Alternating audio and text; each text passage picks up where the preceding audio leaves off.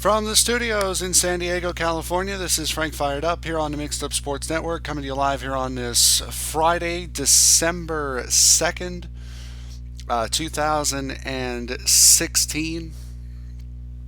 We got a big show for you today, a big football Friday, with the Giants going to Pittsburgh to take on the Steelers, the Jets on Monday Night Football.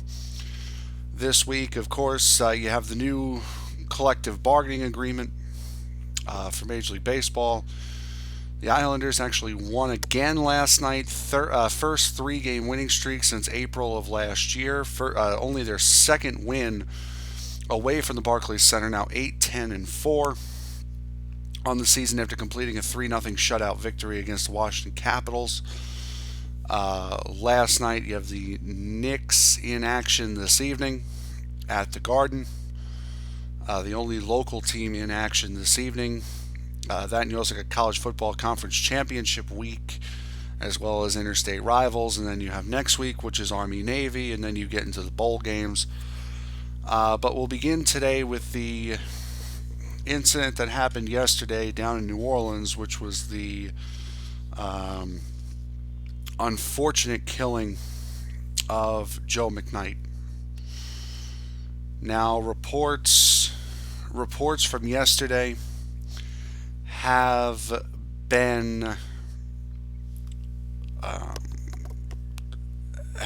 deemed as false by Jefferson Parish Sheriff Newell Normand in a press conference this afternoon, saying that the eyewitness account that McKnight went over to apologize, the guy shot him, stood over McKnight, and then shot him again, proved that was went and said that was false in what is being labeled as a road rage incident, in which 54-year-old resident Ronald Gasser shot former NFL running back Joe McKnight 3 times in the chest. Coroner's report shows that all 3 of those shots have absolutely no correlation to being shot while you are on the ground. That and the sheriff said that yesterday they found all 3 of the shell casings that Gasser shot in Gasser's car. So Gasser never left his car in this incident. Now the question is, since Louisiana is a stand your ground state, which essentially means if you feel as though you are threatened with serious bodily harm, you are allowed to defend yourself with deadly force. And also, I'm assuming what culminates to a property protection clause, which means if he felt as though he was being carjacked, he can defend himself, and he has a right to defend his property in that case. And so, I mean, in those 2 cases, he would be presumed innocent. He would be presumed as self-defense. But this is the outrage from this morning, knowing that this guy Gasser, who admittedly killed him, turned the gun over to police, was released this morning without being charged, I think is what got a lot of people up in arms. And then the press conference today from Jefferson Parish Sheriff Newell Normand, cleared a lot of the confusion up, basically saying that, hey, right now we're thinking that this was a self defense. There's no evidence suggesting that Gasser was actually the aggressor in this situation. That it very well may have been Norman. It may have been McKnight who was the aggressor in this situation. They have no evidence, they have no video that they know of what happened, nor do they have any evidence that McKnight was going over to the car to apologize. Which, I mean, we have all been in road rage incidences before. When was the last time you ever got out of your car to go over and apologize to somebody you feel as though you wronged? Never. I know I felt as though I've cut people off, and I know I felt as though people have cut me off. Never once have I gotten out of my car to either apologize or confront them. So, what was McKnight doing out of his car in the first place? Is the real question here. And then after we figure out what McKnight was doing out of his car, really doesn't matter if he was armed or not, which right now it shows that he's not. It doesn't matter what he. It doesn't matter whether he was armed or not. When we finally find out what McKnight was doing out of his car,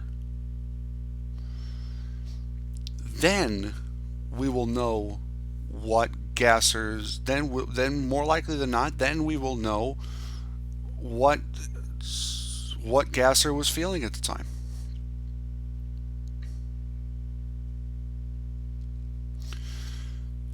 This is from Normand, the sheriff. Mr. Gasser did not stand over McKnight and fire shots into him. The 3 casings were located in the vehicle. Mr. Gasser was in his vehicle when he fired the 3 shots. So that did not happen. That witness account, we talked to that witness in the reports. If it's the same one I'm talking about, is factually incorrect. It did not happen. We have no witness accounts of any apology being made by Mr. McKnight to Mr. Gasser, so we're assuming that did not occur. Norman did say witnesses observed a heated verbal exchange between Gasser and McKnight before the shooting. Now that sounds a little bit more believable. Police say that Gasser has admitted to firing the deadly shots and handed a semi-automatic handgun over to officers who arrived at the scene Thursday in Terrytown, just across the Mississippi River from New Orleans.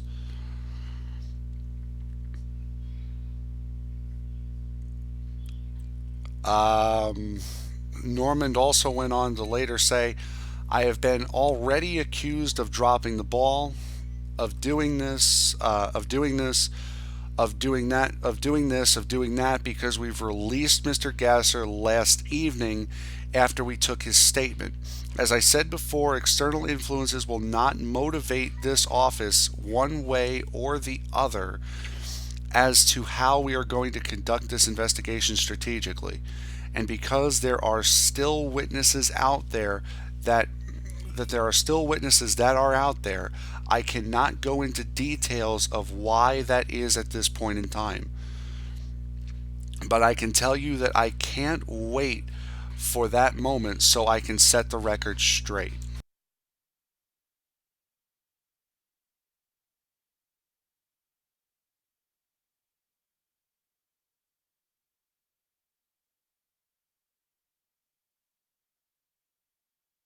I do apologize for the background noise.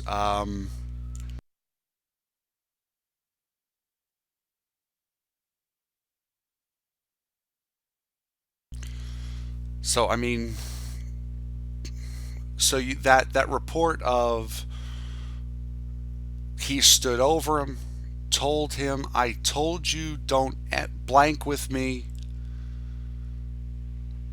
and then shot him again. That report was completely false. And that can be proven to be completely false.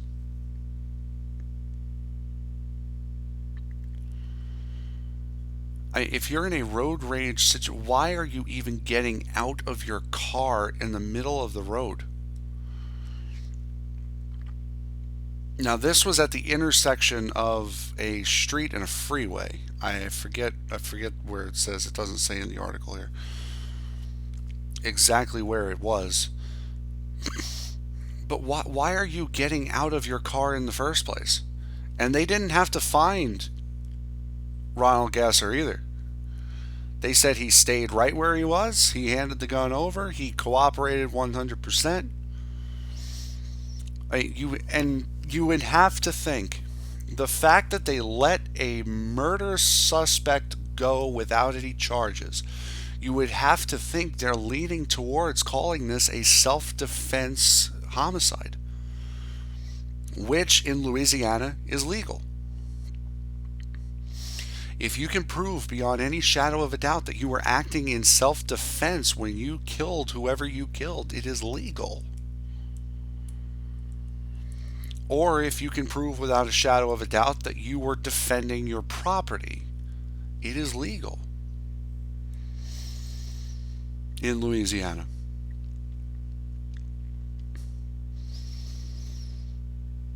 It's incredibly sad. Again, as I said Wednesday, for a year that has taken so much as far as celebrity lives and athletes and musicians and this and that, it has taken so much. And I said I hope the Chapecoense incident is the last thing that 2016 takes. I didn't have to wait 24 hours before something else happened. From the time I spoke those words, I did not have to wait 24 hours before we got another taken away.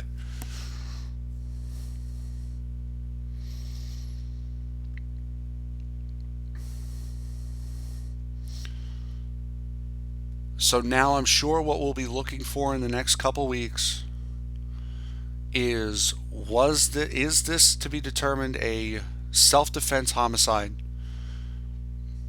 Well, first of all, what was McKnight doing out of the car in the first place? And then if he walks, you're going to have to assume that of course they're going to tell you, but then you know it's a self-defense homicide, so you know McKnight was in the wrong.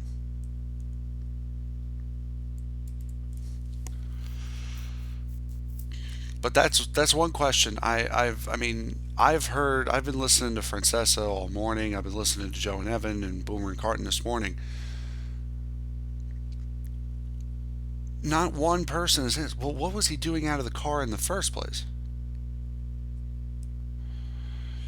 You know it wasn't apologizing. Because again, we've all been in that road rage situation. We're not apologizing for anything. I'm sorry, it's not happening. If you get out of your car in a road rage situation, you are going there looking for a confrontation, period. And honestly, I feel stupid for actually believing that that was the case. Because when I heard yesterday, I'm like, okay, he went over to apologize to this guy and he shot him 3 times.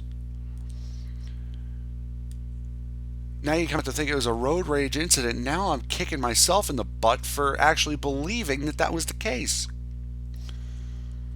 That I thought what happened yesterday was the case. Wow, really? I actually was dumb enough to believe that somebody in a road rage incident would be calm enough to get out of his car on the freeway at the next stop to apologize to somebody. How stupid can I be?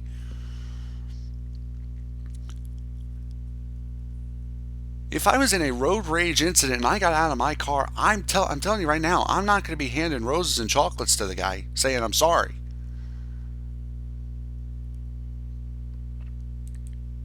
I'm going over there with the intent to argue.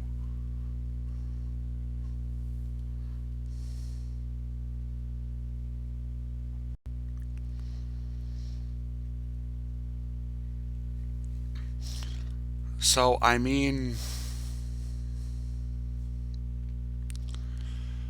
it's it's an incredibly sad situation. No matter what way you slice it, if it's McKnight's fault, if it's Mr. Gasser's fault, it doesn't matter. It's a sad situation. It's a situation that didn't have to happen. You feel sorry for the family, you feel sorry for the people involved, but it didn't have to happen. And again, in a year that has taken so much, it just takes that little bit more.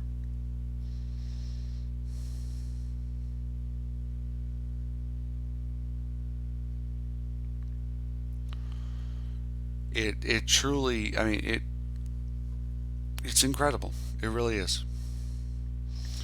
It's incredible that not 24 hours after saying on air, I hope the Chapecoense incident is the last time a celebrity or an athlete's life is taken this year. I didn't have to wait 24 hours before it happened again. And that is the most upsetting part.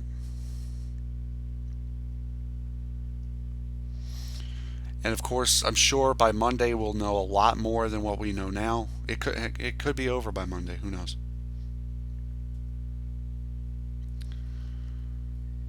But we'll leave it right there. We'll take a quick break. We'll be right back with Major League Baseball's new CBA when we return. Don't go away.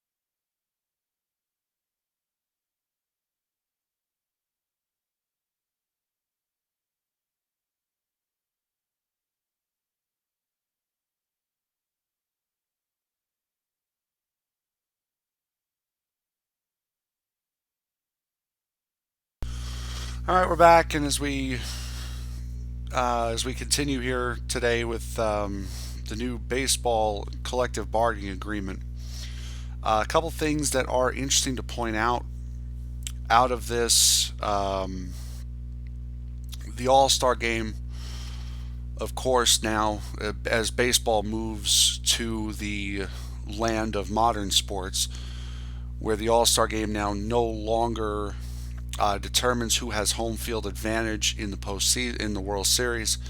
That will now be determined by who has the better record between the two teams participating in the World Series. I mean, how hard was that to finally figure out? It didn't make the All Star game any. It did not make the All Star game any more special. It really didn't. To the fact of All Star games should be eliminated completely, because I mean baseball is really the only All-Star game where the players actually try. If you look at football, if you look at basketball, if you look at hockey, even soccer's guilty of this. All-Star games, players are just playing to not get hurt. Especially in football and soccer and hockey, they're playing not to get hurt. In basketball, they're just putting on a show. If you want to have All-Star Week, that's fine. If you want to have an All-Star Weekend to celebrate the best players of your sport for that given year, fine. Have it in the middle of the year. Like for the NFL, have it in the middle of the season, not the week before the Super Bowl. Because again, any time, it's a waste of time nominating any Super Bowl players onto the Pro Bowl roster because they're not playing in it. Instead of having an All-Star game, the best part about the NBA All-Star Weekend is the skills challenge. Same thing with the NHL. The best part about All-Star Weekend is the skills challenge. The best part about the All-Star game week for Major League Baseball is the home run derby. Instead of playing a game, have a skills challenge. Put it in the middle of the season, have a skills challenge. This way you don't have to worry about player-on-player contact if you're in the NFL or the NHL. You don't have to worry about getting checked into the boards. It's all fun. It's all loose. Players from every team are going to want to be a part of it.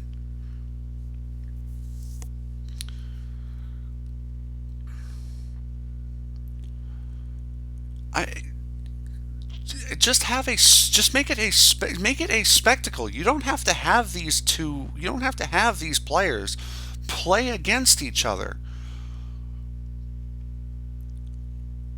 The NHL, NBA, the Pro Bowl, definitely, and baseball's All-Star game, they have all seen declining ratings every single year. The NFL tried to spice it up with Deion Sanders versus Jerry Rice picking the team. That went over well. That went over very well.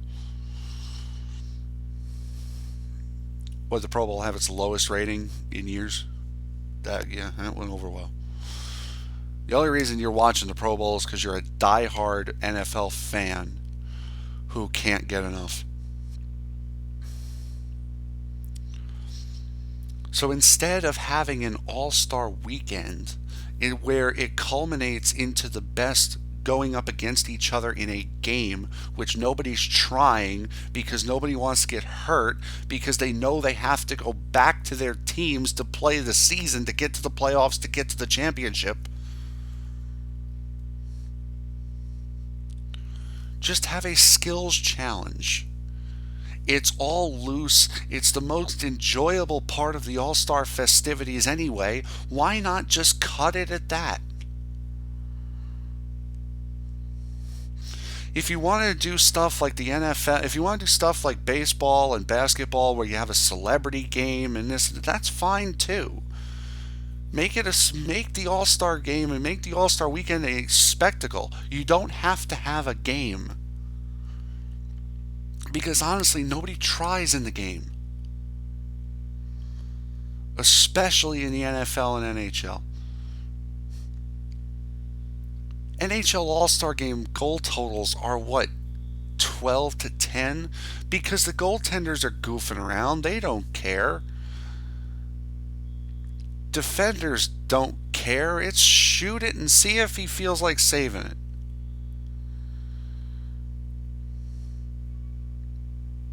Or try to make this play work. Basketball, is there any defense at all in the NBA All-Star Game? Is there anyone halfway trying in the Pro Bowl? No. You don't need to have a game. Just have a skills competition and then move on with the season. I mean, this move in the CBA, long overdue, but it makes the All-Star Game completely worthless. It really does. It makes it meaningless. There will be new start times.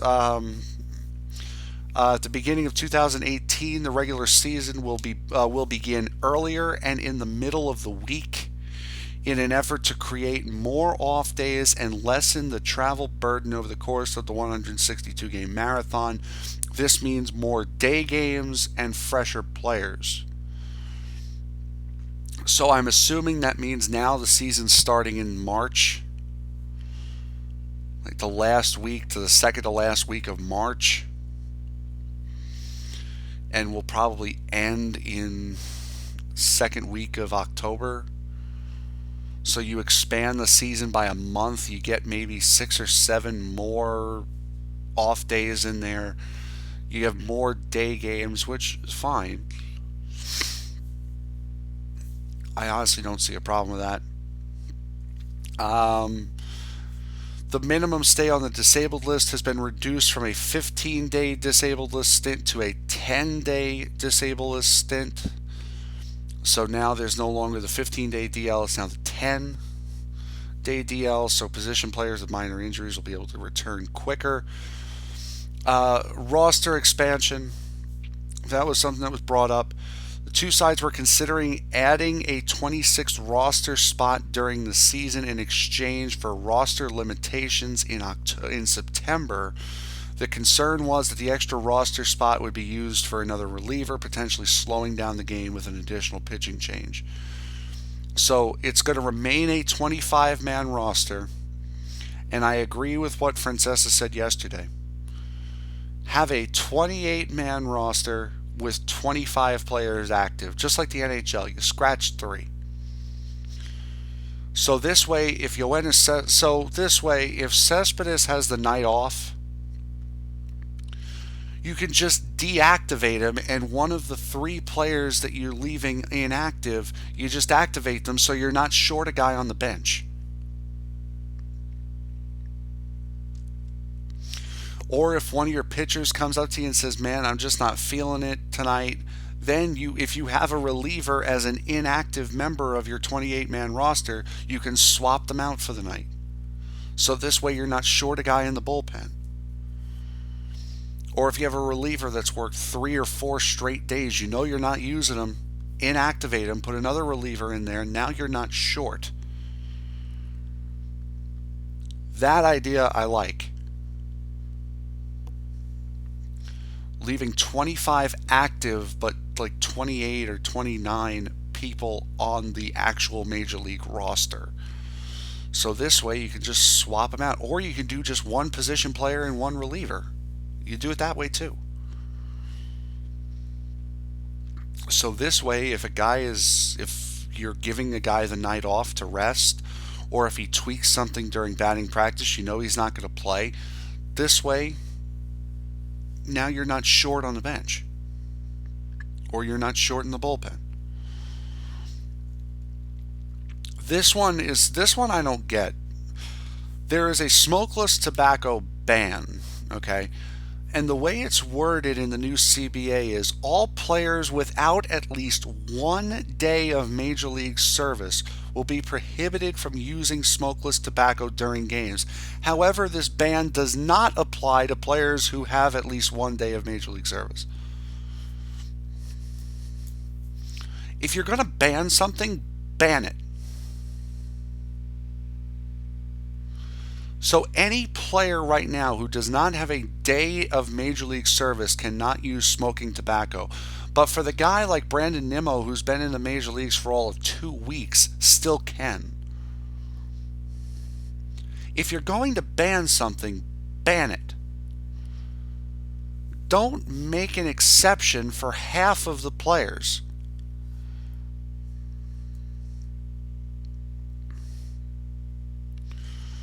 A couple of other things to note out of the new CBA. Luxury tax is changing. The luxury tax was at the luxury tax cap or minimum, or the if your payroll was over X amount, which in this case is $189 million. If your cap was over $189 million, you had to pay a luxury tax. That this year is going up to $195 million and is expected over the next 5 years to go up to $210 million is the luxury tax cap.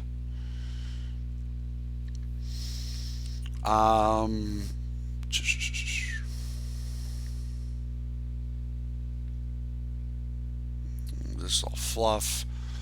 Qualifying offers don't really need to go to. Minimum.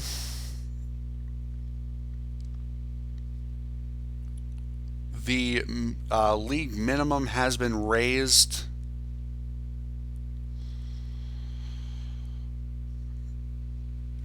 It'll be $535,000 next year, $545,000 in 2018, and $555,000 in 2019. Then the cost of living increases will provide further bumps in the final 2 years of the agreement.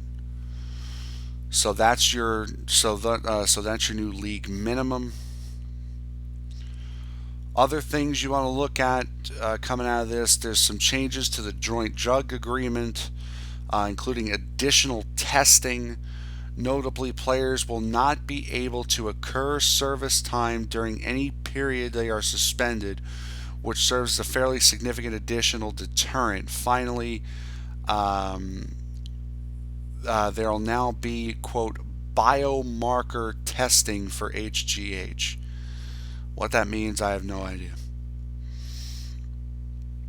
To accommodate additional off days, okay, that we've already done. We've already gone over that.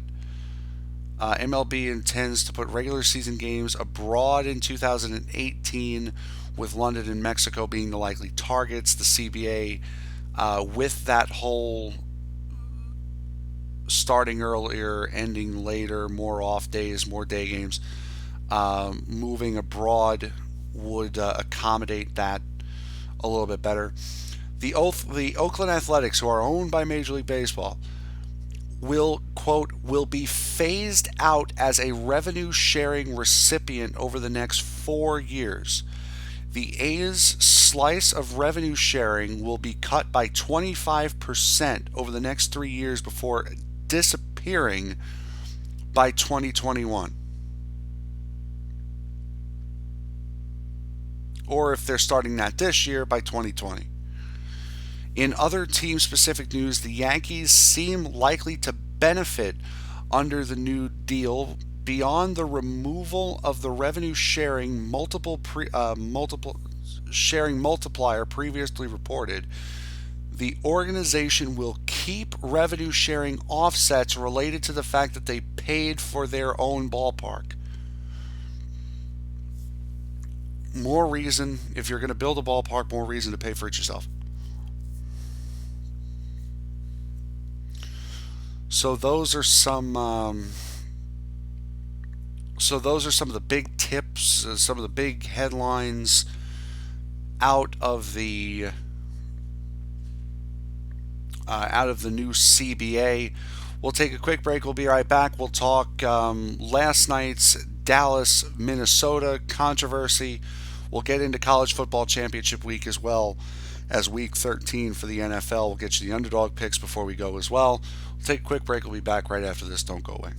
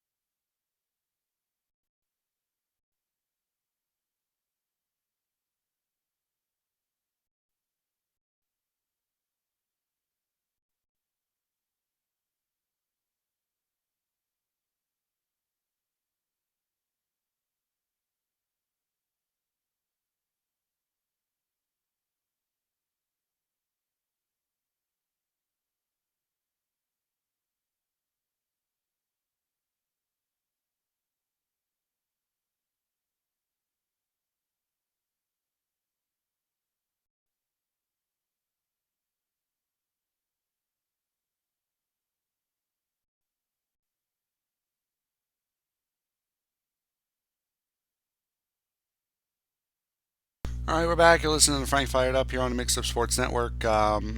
Really quick, college football hitting conference championship week, which is going to mean a lot as far as who makes it into the playoffs. Right now, the top five, the top four in the playoffs are Alabama, Ohio State, Clemson, and Washington. With the controversy, of course, being how can the whoever is deciding this, how can you put a non-champion, like more likely than not what Ohio State is going to be? Well, Ohio State's definitely not going to be a champion, but how can you put a non-champion in over a conference champion? And that is going to be something that they say, they're going to want to avoid this and that. It would mean what that would do to the conference championship as a status would absolutely destroy it. Conference championship as a status would mean absolutely nothing if Ohio State gets in over Penn State or Wisconsin. Especially Penn State, because Penn State beat Ohio State straight up, or head to head. If Penn State were to win tomorrow night at 8 o'clock on Fox, if Penn State were to win tomorrow night and Ohio State still gets in and they don't, or forget about that, if Washington wins and both Ohio State and Penn State make it, there is going to be a major outcry of something being wrong. If Washington beats Colorado, they deserve to be in. If Alabama beats Florida, they deserve to be in. If Clemson wins their game and beats Virginia Tech, they deserve to be in. That would be 3 conference champions, and you're going to put an 11-1 Ohio State team in against what will be an 11-2 Penn State team if they win tomorrow night. And Penn State beat Ohio State head to head. What you would do in that case is you would make conference champion as a status completely and utterly meaningless.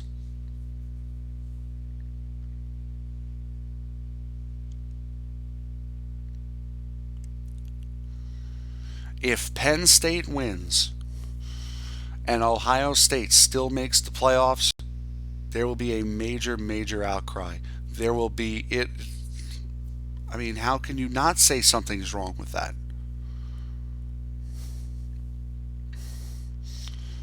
And I'm sure as a Penn State fan, I will be screaming on Monday if that is the case. Guarantee you I'll be screaming on Monday if that is the case. Now to the NFL, which last night, you go to last night, that was an ugly game offensively. That's all you can say. It was an ugly game offensively. Pardon me. It was an ugly game offensively, and that's really all you can say. Yes, that was clearly hands to the face on Bradford. Yes, that should have been 1st and goal from the 1. Yes, they could have won the game from that point. Dallas has gotten lucky in several cases this year to maintain that 11, to maintain that whatever and 1 record that they have. They have gotten lucky on multiple occasions this year.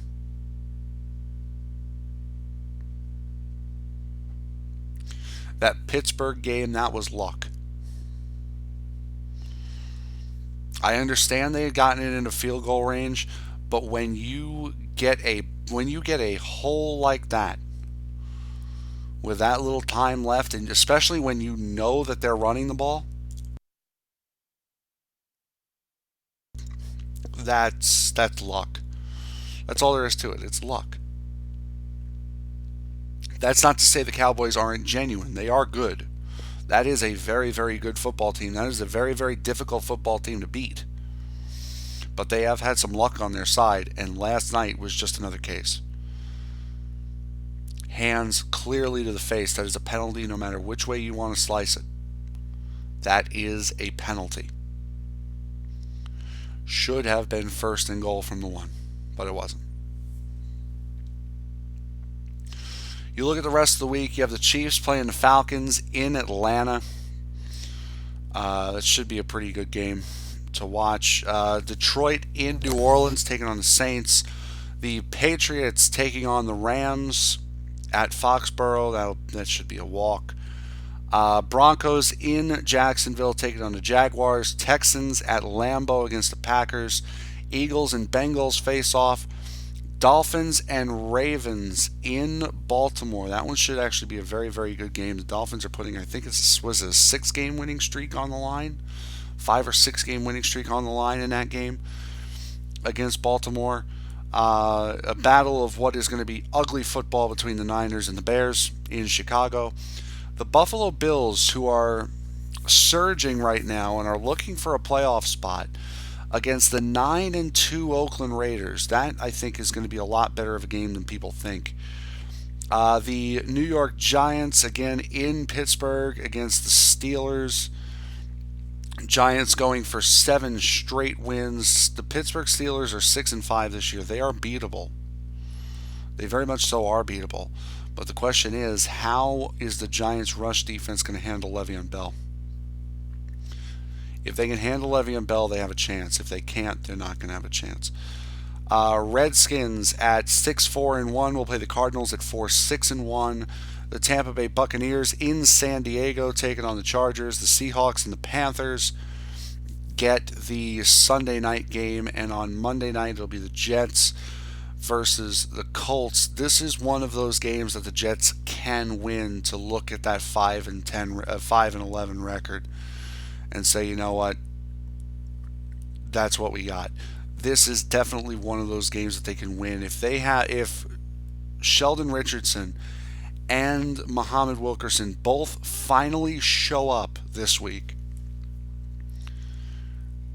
with the lack of ability on that Indianapolis offensive line, that could actually be a game that they win. It could be a game that they win.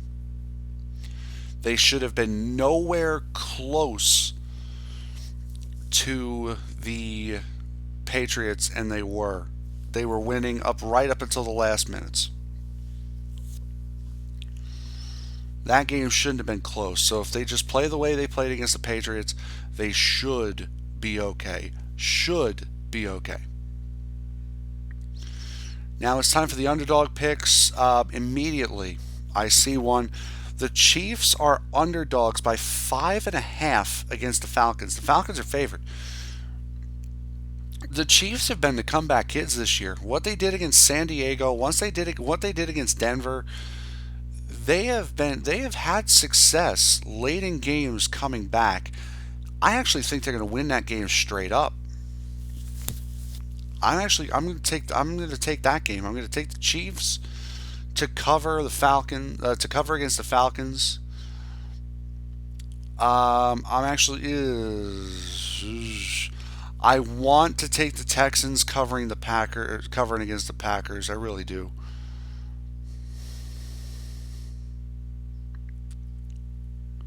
I really do.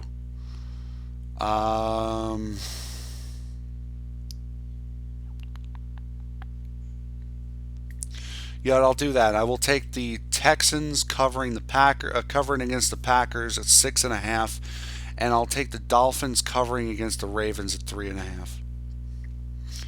There's also another close game out there: the Eagles and the Bengals. Bengals are favored by 1.5. That's another game you could look at. The Bears and Niners are a toss-up. Giants are 6-point dogs, and the Jets are 1.5. So I got the Chiefs covered against the Falcons at 5.5, the Texans covering the Packers at 6.5, and the Dolphins covering the Ravens at 3.5. So with that, that will end this Football Friday. New schedule with school ending actually next week. One of my classes ends on Sunday. I have the other two ending on Thursday. Um, this will be the last week of shows, one at 5, one at 3, one at 5, one at 3, and then no Friday. Um, Next week, every show except for Thursday will be at 5. The Thursday show will be at 3. But after next week, every show, Monday through Friday, will be at 5 o'clock Eastern now that the school semester is over. Okay? So with that, I'll update that on the Facebook page and the Twitter page, just so you guys remember. But with that, that will put an end to this Football Friday, the first show in the final month of 2016. We will be back